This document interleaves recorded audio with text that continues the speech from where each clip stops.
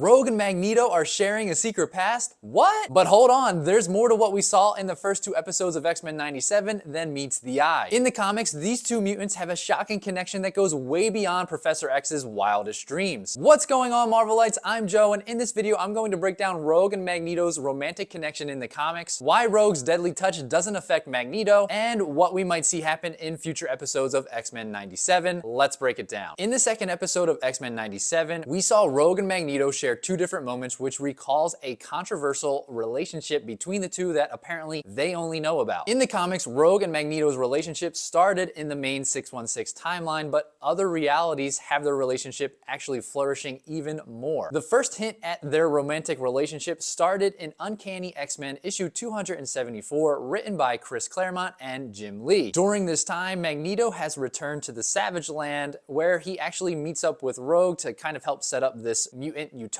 and Rogue at this time is no longer a part of the X-Men and is ultimately just in this weird spot in her life. With Magneto and Rogue working together, a romantic relationship was starting to bud. However, Rogue changed her mind after seeing Magneto kill one of his enemies, Saladin, in cold blood. But as I mentioned earlier, there is an alternate reality where Rogue and Magneto's relationship actually flourishes, and that alternate reality is called the Age of Apocalypse. In fact, in this reality, Rogue and Magneto actually get married and have a son named Charles, who ends up having psychic abilities. But if we know Rogue's mutant ability allows her to temporarily absorb the powers, skills, and memories of someone else just by touching their bare skin, leaving them without their powers and in a weakened state, how is she able to touch Magneto in X-Men 97 and nothing happened to him? Well, there are a couple of explanations based on the comic history. In that original 616 timeline where Rogue and Magneto were in the Savage Land, remember when I said that Rogue was just in this weird time in her life? Well, she was actually without her powers, and of course, without her powers means that she would be able to touch Magneto and nothing would ever happen to him. Now, in the Age of Apocalypse reality, Rogue permanently absorbed Polaris's magnetic abilities, and when Magneto and Rogue touch, their magnetic abilities cancel each other out, again allowing them to touch without anything happening to Magneto. There have been a couple of other explanations in the comics, one being that Rogue doesn't absorb lethal levels of someone else's powers and skills and abilities. Therefore, with Magneto being so powerful, he's okay when she touches him. There has also been another explanation that Magneto creates this magnetic force field around him. Therefore, when she touches him, she's touching him, but not really. Essentially, it's been a common feature in the comics that Magneto, for a lack of a better term, is immune to Rogue's touch. So now that we know all of that, what does this mean we might see in X-Men 97? I believe that in X-Men 97, they could be setting up the Utopia storyline versus the Age of Apocalypse reality, mainly because the Apocalypse reality was really fleshed out in the animated series. Given that in episode 2 of X-Men 97, Magneto referred to and actually sent the Morlocks to Genosha as a safe haven, and he could continue to use that as a safe haven